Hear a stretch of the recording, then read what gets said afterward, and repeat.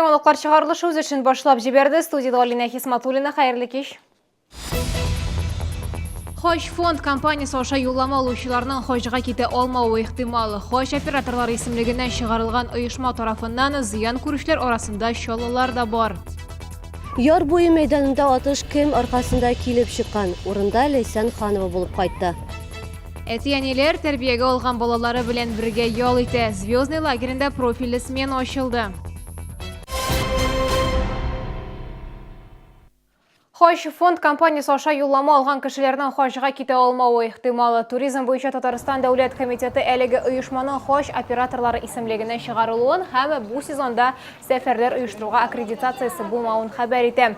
Кайбер чыганаклар буенча Чаллыдан бу компания аша берничә дистә кеше хожга юллама сатып алган. Алар бу көннәрдә мөхтәсибәткә дә мөрәҗәгать иткәннәр. Бүген безнең хәбәрчебез хош фондының җитәкчесе белән телефон аша элемтәгә керде. Таһир Исмагыйлов әйтүенчә, алар аша Татарстаннан барлыгы 72 кеше юллама алган. Сейчас мы все силы прикладываем к тому, в Москве в данный момент я нахожусь уже сколько там, да, и мы сейчас делаем все, чтобы всех увезти, чтобы никто не остался. Компания кешеләрне хожга җибәрә алмый һәм акчаларын да кайтарып бирми икән, Роспотребнадзорның Татарстан идарәсенә мөрәҗәгать итәргә кирәк. Хош фондның кайнар элемтә телефоны эшли 8-800-555-96-82. Искәртеп куябыз, хәзерге вакытта Татарстан территориясендә 2 генә туроператорның хош сәфәрен оештырырга рөхсәте бар. Бу Казанның Дум РТ Хош һәм Мәскәүнең Ума Travel оешмалары. Республиканың 13 районыннан 150 бала һәм аларның әтиәниләре бер атна дәвамында лагерда ял итәчәкләр. Звездный лагерендә инде 3нче ел рәттән тәрбиягә бала алучы гаиләләр өчен профильле смена эшли. Бер атна дәвамында алар өчен төрле чаралар оештырыла. Лагерда кайбер гаиләләр беренче ел гына ял итми, балалар үзләре дә бирегә шатланып килә. Тормыш мәшәкатьләре аркасында ата-аналарга тәрбиягә алган балалары белән аралашырга вакыт табарга кыен. Лагерь исә бергә булыр өчен дә, яңа дуслар табар өчен дә менә дигән мөмкинлек. 7 көн буена бергә балалар белән бер бүлмәдә күпме монда йөзләп менә балалар, шулар белән аралашып, шулар белән бергә кайнашып, төрле уеннарда катнашып, мероприятиеләрдә катнашып, безнең максатыбыз шул булды.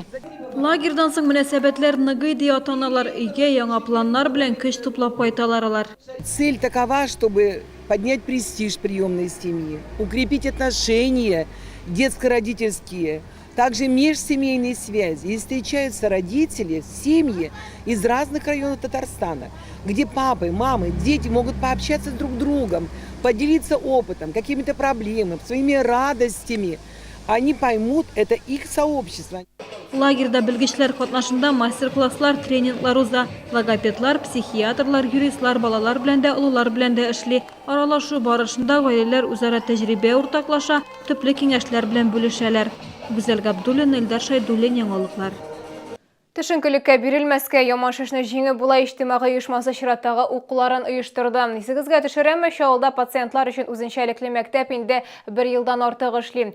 Әлеге вакыт эчендә биредә 3000-гә якын кешегә социаль-психологик ярдәм күрсәтелгән. Теманы алга таба хәбәрчебез Ләйсән Ханова дәвам итә.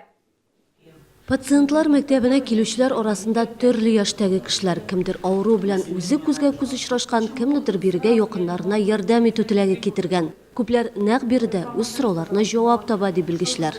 Приветствуем только традиционные методы лечения и являемся связующим звеном между лечебными учреждениями и пациентами.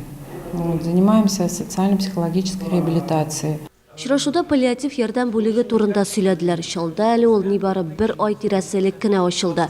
Бүлек яман шишнең 4нче стадиясе белән авыручыларның хәлен җиңеләйтүне максат итә.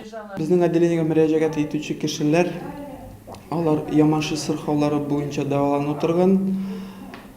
Әмма инде үзләре үз хәле белән больницаларга, хастаханаларга бара алмый торган кешеләр безгә мөрәҗәгать итәләр. Очрашуда онкология табиблары җитмәү мәсьәләсен дә күтәрделәр. Баш табиб әйтүенчә, проблеманы хәл итү юнәлешендә эш бара. 16 специалистов, это врачи, терапевты, хирурги, акушер-гинекологи, проведут первичную переподготовку для набережных Челнов. Они будут сидеть в поликлиниках, в первичных кабинетах. Они придут уже к декабрю этого года. Они обучатся. Мы организовали выездной цикл, их будет обучать. Пациентлар мәктәбенең чираттагы очрашуы бер айдан булачак. Есенханова, Ленар Султанов, яңалыклар. Кеше яр буенда атышу очрагы теркәлде. Гадәттән тыш хәл кичке сагат 3 белән 4 арасында була. 3 ир-ат алдан билгеләнгән урында очраша. Алар арасында моңа кадәр конфликт булганы билгеле. Тарткалаш телдә генә калмый 40 яшьлек ир-ат кесәсеннән пистолет тартып чыгара һәм оппонентлары 22 һәм 27 яшьлек ир-атларга ата. Алары да җавапсыз калмый, аны кыйныйлар. Ир-атларның өчесен дә ашыгыч медицина ярдәме күрсәтү хастаханәсенә китерәләр. Ике шәһәрдәшне беренче ярдәм күрсәткәннән соң шунда ук чыгаралар. Инде 22 яшьлек зыян күрүчегә операция ясарга туры килә. Во время поступления ему был оказан весь комплекс мероприятий, нацеленных на коррекцию и в дальнейшем восстановление его состояния, в том числе проведено оперативное вмешательство. На сегодня на утро состояние его удовлетворительное. Яр буендагы атыш турында полицияга үтеп баручылар хәбәр итә. Хәзер хукук сакчылары килеп чыккан хәлнең нечкәлекләрен тикшерү белән мәшгуль. Әгәр дә сезне берәр проблема борчыса, ике шатаклы хәбәр җиткерәсегез килсә, безнең редакциянең кайнар элемтә телефонына шалтыратыгыз 51-31-31 номеры тәүлек буена эшли. Кыска гудоктан соң хәбәрегезне калдырыгыз, безнең корреспондентлар сезнең белән элемтәгә кирип проблемагызны хәл итәргә булышыр. Шалтыраткач исемегезне һәм телефон номерыгызны калдырырга онытмагыз. Синоптиклар августның беренче атнасына күзәтү әзерләгән. Иртәгә кояшлы көн вәгъдә итәләр. Көндез 25-27 градус җылы булырга тиеш. Әлегә антициклон хөкемлек итә. Әмма пәнҗешәмбедән үзгәрешләр көтелә. Атмосфера басымы кимиячәк, болытлар артачак. 7 көн дәвамында кыска вакытлы яңгырлар яшен булуы ихтимал. В республике и в частности в Тукаевском районе, Набережных Челнах установится неустойчивый характер погоды. Местами с кратковременным дождем, грозой. Температуры ожидаются в ночные часы 13-15 градусов. Это 2 и 3 августа. И 25-27 максимальные температуры днем. Шалодан Магаданга хәтле автомобильдә һәм янәдән туган шәһәргә сәяхәтчеләр 30 көнлек сәфәрдән әйләнеп кайтты. Артта 19 шәһәр, 20 мең чакрым юл. Егетләрнең максаты төньяк көнчыгышы шәһәр порты Магаданга барып җитү. Алар белән Мәрьям Файрушина очрашты. Сәяхәтнең маршруты җиңелләрдән түгел, Яршаулы Магадан. 20 мең километр юлны автомобиль белән узасы. Җир шарының иң салкын булган урыннарның берсе Аймекон авылын һәм Магадан шәһәрен күрү шәһәрдәшләрнең балачак хыялы булган. Сәяхәтчеләр Даниил Болтачев һәм Федор Алексеев күптәннән спорт белән шөгыльләнә. Автоэкспедиция һөнәри тәҗрибә алу мөмкинлеге дә. Озын юлга әзерләнү ярты елга сузылган. Самая красивая, наверное, сама дорога была, Колымская тракт, вот это получается, 2000 километров от Читы до Магадана, он проходит по горам, по серпантинам. Сәяхәтчеләр артыннан без күзәтеп бардык. ВКонтакте социаль җилтәрендә автоэкспедиция Чилны Магадан группасы оештырылган иде. Всем привет, физкульт. Привет, ребят. Автоэкспедициядә запас тәгәрмәчләр җитмәде ди сәяхәтчеләр. Машинаны кайчакта экстремаль шартларда ремонтларга туры килгән.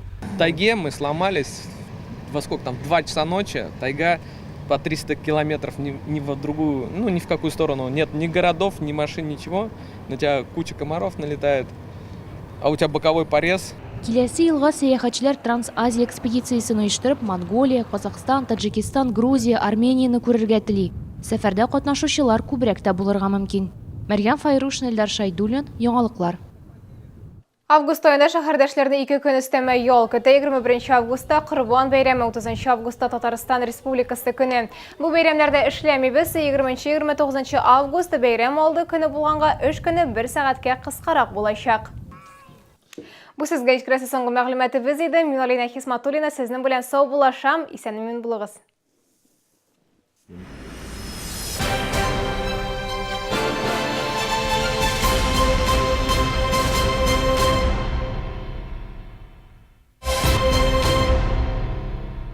Комфортное лечение зубов по доступным ценам. Стоматология «Улыбка». 39 23 23. Дриада предлагает широкий ассортимент изделий из дерева. Всегда в наличии деревянный погонаж, двери, мебель и аксессуары для бань. Телефон в Челнах 44 88 00, в Елабуге 2 66 00.